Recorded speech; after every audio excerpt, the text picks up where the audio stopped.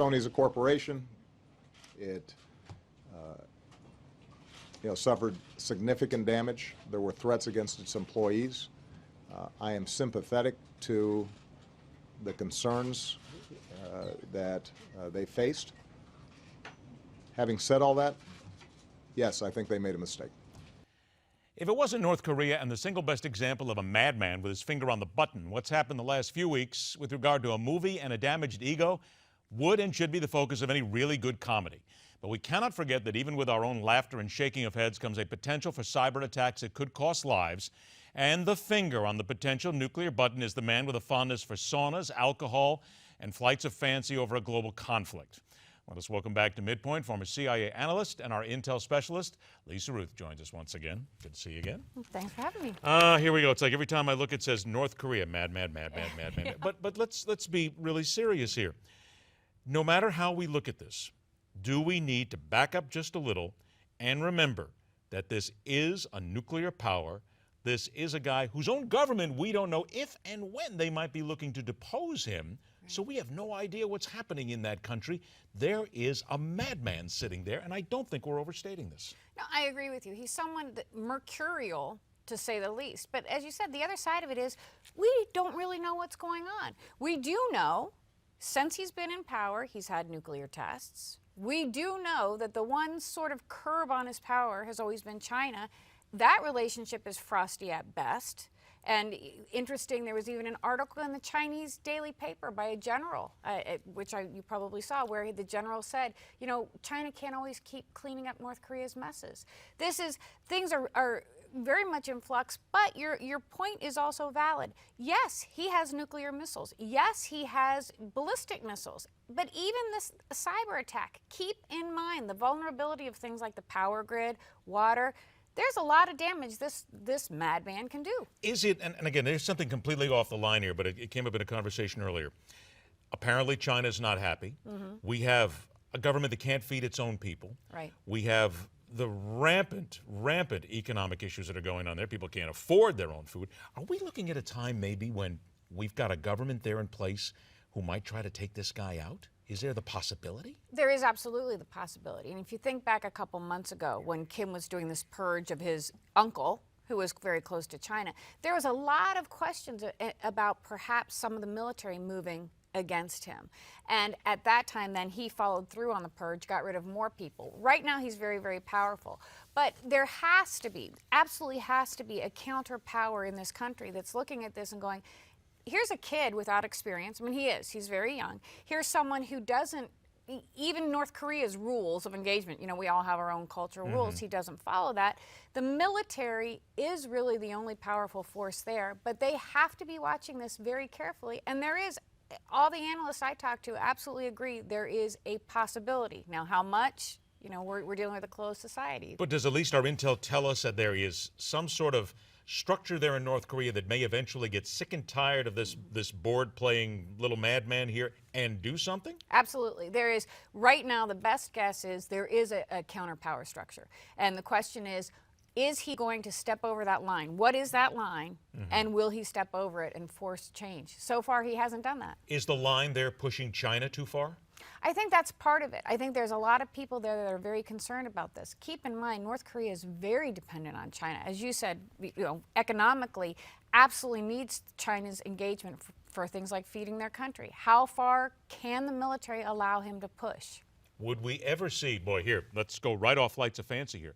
Would we ever see the possibility that China may become so angry with what's going on there that the Chinese may move against North Korea? I think that's outside. So far, keep in mind, even if you listen to what the Chinese are saying, and they are clearly unhappy with him, clearly, but they're not even going to side too much with the United States here. If you look at what they've said, they're still very cool.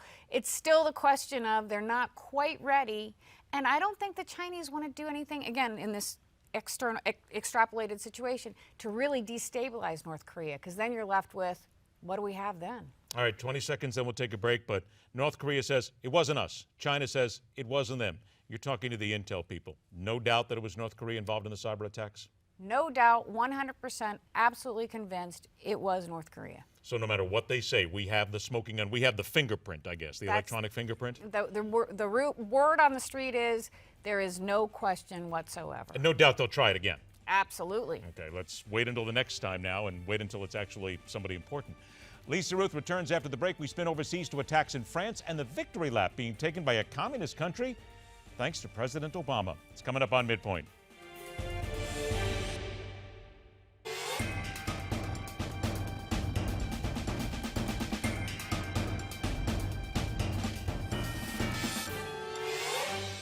Welcome back, former CIA analyst Lisa Ruth. Let's dig deeper into the events of this weekend past in Paris, France. This just came out of nowhere.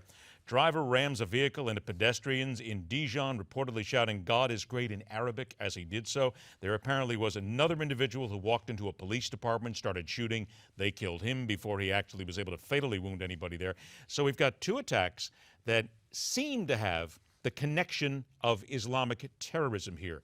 But how do we approach this from an intel side of things by going, wait a minute, back up, we don't know if these are just copycats and the so-called lone wolf? Right. This is, looking at this, the first thing, obviously, Intel's going to be on this, looking back through social media. We're going to be looking back Usual through suspects. all that kind of thing. But I really think one of my concerns, we've got these two guys. We've got Sydney. We've got even the guy in New York who said he was retaliating. Mm-hmm. But the problem, what we're seeing here with ISIS, and you and I have talked about this, how scary is it? Think about this. They don't have to actively recruit. They put this stuff out on social media. It sparks something in people who are probably not thinking very clearly. In the France case, they said he appears to have been a mental patient, for example. No, not further defined. But you're talking about something that sparks with people. This gives them something to rally around. And even more dangerous, it gives them, these are people who previously were not undertaking violent acts. Well, Sydney, certainly he was. Mm-hmm. All of a sudden, these people are under this ISIS, this jihadist umbrella, and they are out there and being violent and taking action. From a law enforcement standpoint, this is very, very difficult. Okay, do we need to get rid of this phrase lone wolf? Seriously, because we hear it and it almost comes up as a, hey, don't worry about it, it's just one guy. I think that's a false sense of security that we keep pushing to people because, in essence, they're not really alone. They're being pushed by something or someone. No, you're exactly right. The idea of lone wolf makes it sound like, oh, it was just this one thing. Well, it's not this one thing. This is someone operating under an umbrella of radical Islam, all of these people. And you can't, yes, they're acting independently, but yet there's this ideology that's pushing them, and that's what makes it dangerous. With regard then to other terrorism around the world, Cuba now is celebrating. I mean, Raul Castro basically is taking a victory lap at this point, saying, we beat the Americans, we got them to come in here. There's talk that there might be a chance to get fugitives out of Cuba who have been sought by America. I would imagine that's got to be pretty good fodder for the U.S. intel community because there's got to be some people in their way they want. Plus, if Cuba does open up, wouldn't that make it a little bit easier for us to infiltrate them with our agents? You would think. First, I will say I'll be very surprised if we get fugitives out of Cuba. This is now, although if you look back again, last year, the FBI did go into Cuba and arrest there was a woman who was on the list of most wanted, and Cuba gave her back. But in terms of Cuban fugitives, not likely. Even Latin American fugitives, not likely. There are certain things that the Castros still are not going to play by U.S. roles.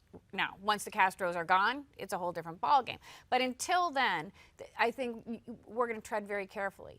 Now, when you look at infiltrating the Cubans, and I think I mentioned, Brian Littell, who's an expert in Miami, wrote a great book, and I can tell you this is absolutely true. The only country in the world where the United States has never had a unilateral penetration, in other words, a source who is actually a source, is Cuba. Every Cuban agent we've ever had has been a double agent. Everyone. We've never had one honest source. So when we're talking about infiltrating Cuba, it's kind of an interesting thing. It'll be interesting to see how that plays out. 30 seconds left here, and isn't it fair to say that when you talk about when the Castros leave, we have to then take into consideration those who have been empowered by the Castro family, those who have grown up in it. So it's not as if Raul Castro dies and all of a sudden, bing, we're capitalist. No, and in fact, and last thought on this, there are two people in the Cuban government right now below Castro, much younger, who are far more radical than Raul. There could be danger still around the corner here. And why would they want to give up their homes, their cars, their planes, their money, Their and they'll bank still make it accounts. work to their bank account. Exactly right. Thanks so much for making us feel all better. Although, still don't worry, your Cuban cigars are fine. Exactly. Always a pleasure, Lisa. Thanks so much. Merry Christmas to you and the family. Merry Christmas to you as well. We'll see you next year. I'd love to be able to say that. Breaking back with the Sunday Sound Off. Those comments from the news programs you not only need to hear, but will be part of driving conversations this week and beyond. It's all coming up right here, where we question everything. This is MidPoint.